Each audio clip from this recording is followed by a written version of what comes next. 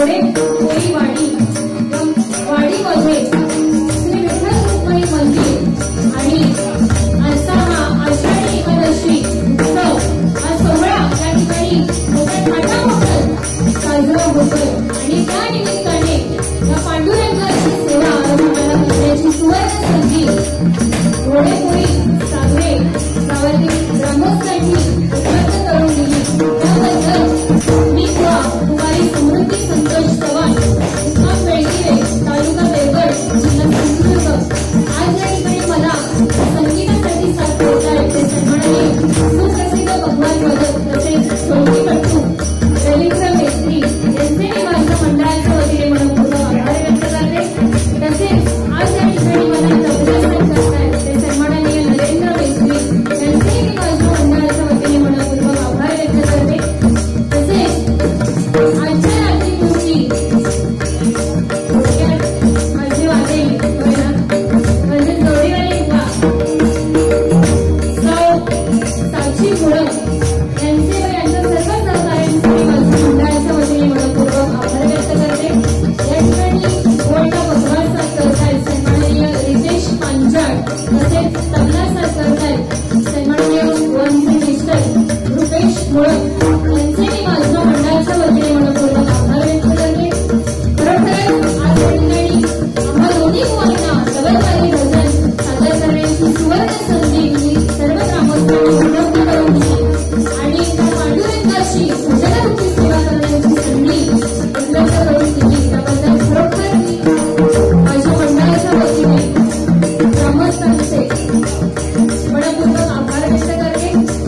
तसेच बघा माझे आद्य गुरु माझे परमपूज्य आई बाबा यांच्या चरणाशी मी सर्वप्रथम नतमस्तक होते। माझे आई बाबा तुम्हाला सर्वांच्या आई बाबांच्या चरणाशी नतमस्तक हो। तसेच आज या भजन क्षेत्रात त्यांच्यापुढे मी एक सन्मानाच्या भूमीत आहे ते माझे गुरुवारी कैलासवासी प्रकाशजी सावंत बुवा यांच्या चरणाशी मी सर्वप्रथम नतमस्तक होते।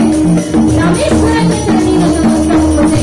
पुरेश्वराच्या चरणी नतमस्तक होऊन 14 विद्या आणि 64 कलांचा अधिपती असलेल्या नाट्य गणरायाच्या चरणी नतमस्तक होऊन पांडुरंगाच्या चरणी नतमस्तक होऊन निखिल जागेवाल्याच्या चरणी नतमस्तक होऊन आणि अखंड महाराष्ट्राचा आराध्य दैवत छत्रपती शिवाजी महाराजांना निवार मुद्रा करून जमलेल्या माझ्या भजनवाईकांचे आशीर्वाद माझ्या पाठीशी घेऊन आजच्या या डबलवारीच्या सामन्याला सुरुवात करते। जय हिंद जय महाराष्ट्र जय हिंद जय महाराष्ट्र जय हिंद जय महाराष्ट्र। धन्यवाद।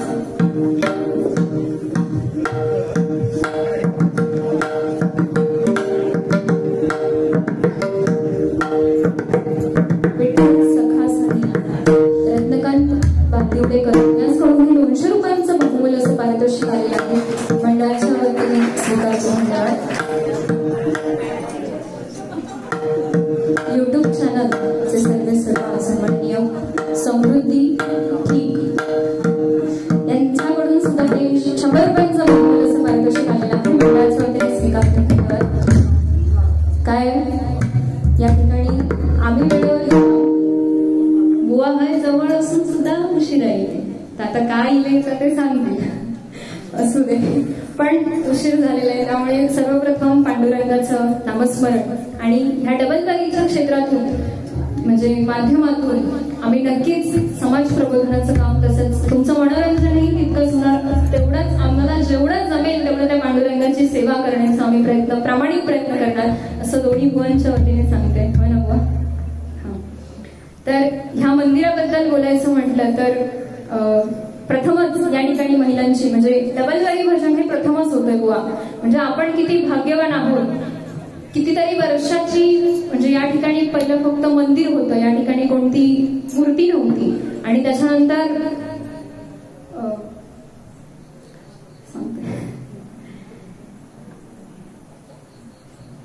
म्हणजे मंदिर होतं ते मोडखळी झालं होतं आणि सर्व ग्रामस्थांची अशी खूप मनापासून इच्छा होती की या ठिकाणी एक मंदिर उभारावं आणि ते 2023 साली उभारलं गेलं सगळ्यांच्या एकजुटीने एकमताने आणि हे सुंदर अशी वास्तू या ठिकाणी तुम्ही निर्माण केली आहे। तर आज पांडुरंगाच्या चरणी हे सर्वप्रथम हीच विनंती करेन की येथे असलेल्या सर्व ग्रामस्थांना, म्हणजे जे कोणी ग्रामस्थ आहेत सर्वांना त्यांच्या सर्व इच्छा आकांक्षा पूर्ण होऊ दे. त्यांच्या प्रत्येक क्षेत्रात, ज्या ज्या क्षेत्रात या गावातील ग्रामस्थ काम करतायत त्या त्या क्षेत्रात त्यांना प्रगती, यशाकडे त्यांची वाटचाल होऊ दे आणि त्यांना दीर्घ आयुष्य लाभू दे अशी मी पांडुरंगाच्या चरणी प्रार्थना करते आणि भजनारूपी सेवेला सुरुवात करते.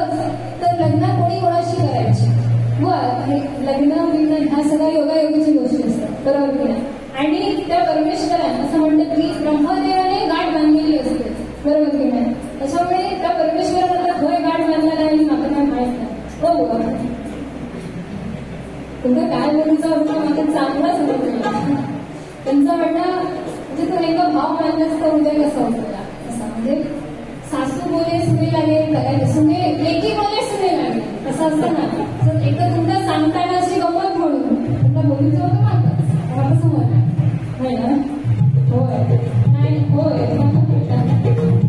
नाही म्हणते होय. तर हे योगायोगाच्या गोष्टी असतात, त्यामुळं खय त्या परमेश्वराने गाठ बांधल्या नसतात माझी खय मी जाणार काय माहिती चुकून या गावातच असतात तर सांगू शकत नाही आपण.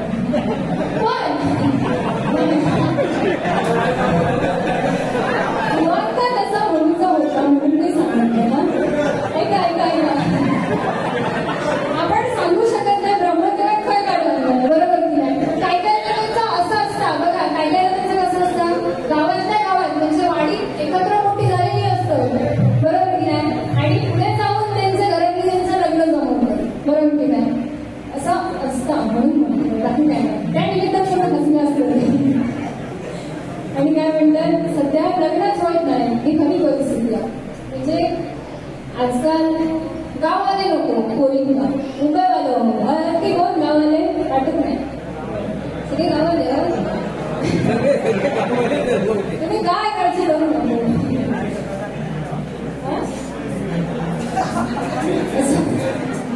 तुम्ही काय काळजी करू नको. मी आज पांडुरंगाच्या चरणी साकडा घालते बघा, मगाशी मी सांगितलंय समृद्धी या नावात काय हा ब्रँड आहे.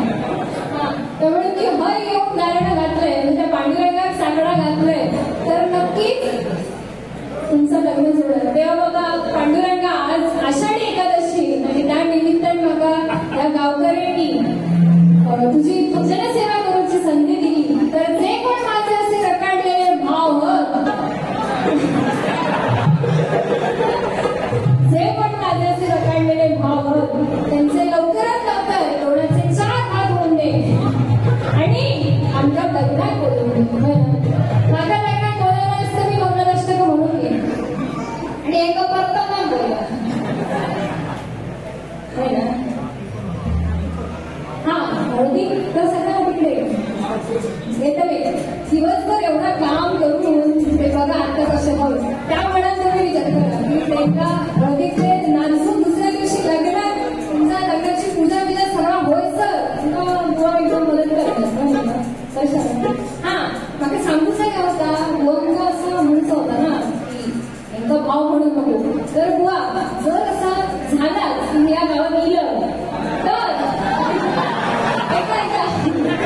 जर मी या गावात येणार तर बुवा ह्या मंदिराचं म्हणजे जेव्हा कधी त्याच वर्षी मग तुमची जबाबदारी ठेवा, काय काळजी करू नका.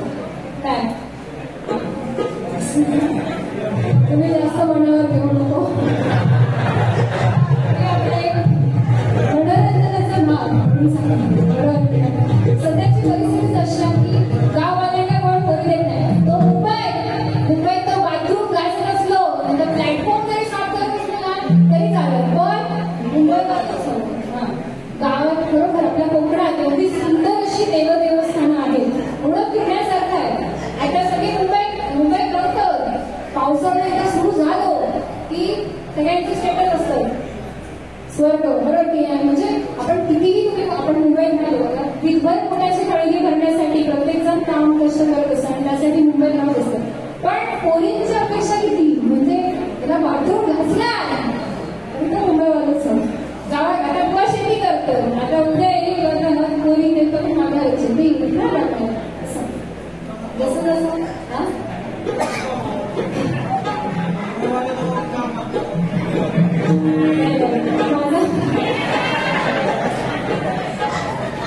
एक मनोरंजनाचं भाग म्हणून पण आता ते काका ते काका माझ्या वडिलांप्रमाणे तर माझं असं काय ना मी माझं जन्मच पुढे गावात झालं, माझं आयुष्य पूर्ण गावात गेलं. मी खरं सांगू तर मी वर्षभर मुलं होतं आज जोडले आणि पाठी आपल्या इकडे भेटणार नाही बरोबर. माझं असं काय वाटतंय माझं गावाला तरी जे काही मिळत नाही की गोड मानून राहणार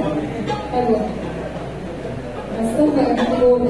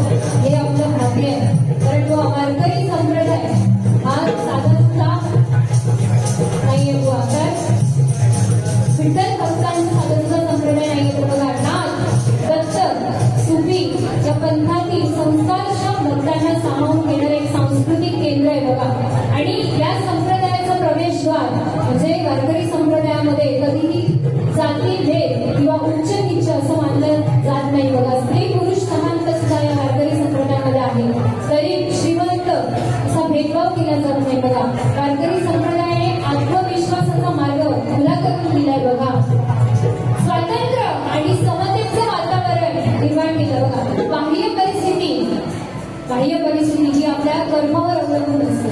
बरोबर की नाही? आपण जर कर्म चांगलं केलं तर त्याचं फळ हे निश्चितच चांगलं असतं. बघा, मुखात घेतलेला राम, मुखात घेत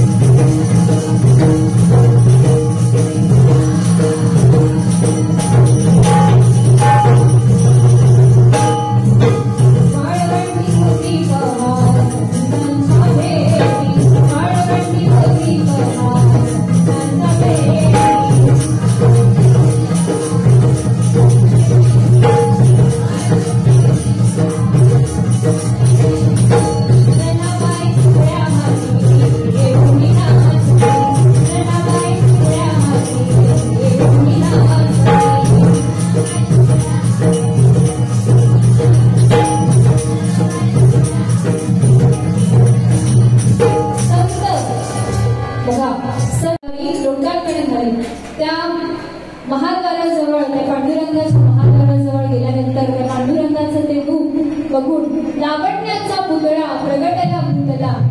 बघा, त्या पांडुरंगाचं ते रूप पाहून त्याच्या भक्तांना जे समाधान मिळतं. बरोबर, आज या ठिकाणी ज्या पंढरपुरात जो सोहळा असतो एकादशीचा, तो अनुभवणं म्हणजे स्वर्गसुख खरोखर. आणि आज आम्ही या ठिकाणी आलो, खरोखर अक्षरशः पंढरीत आल्यासारखं आम्हाला वाटलं. तुम्ही एवढा आल्यानंतर आमचा आदरातिथ्य केलं, खरोखर खूप सुंदर असं नियोजन. आणि त्या पांडुरंगाकडे एवढीच प्रार्थना करेन की अशीच या मंडळाची, तशी त्या ग्रामस्थांची सर्व इच्छा मनोकामना पूर्ण होईल. बघा,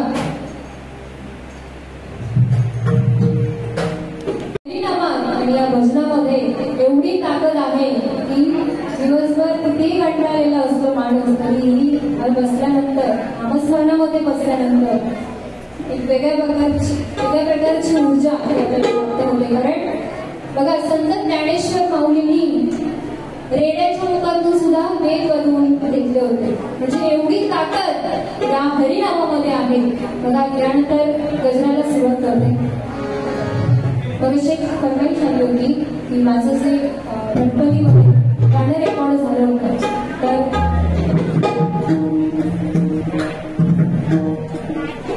दोन ओळी तरी गावे अशी फरमाईश आली होती. तर गजर झाल्यानंतर सुरुवातीला गजराला सुरुवात करते आणि गजर सादर झाल्यानंतर नक्कीच मी त्या गाण्याचा प्रयत्न करते.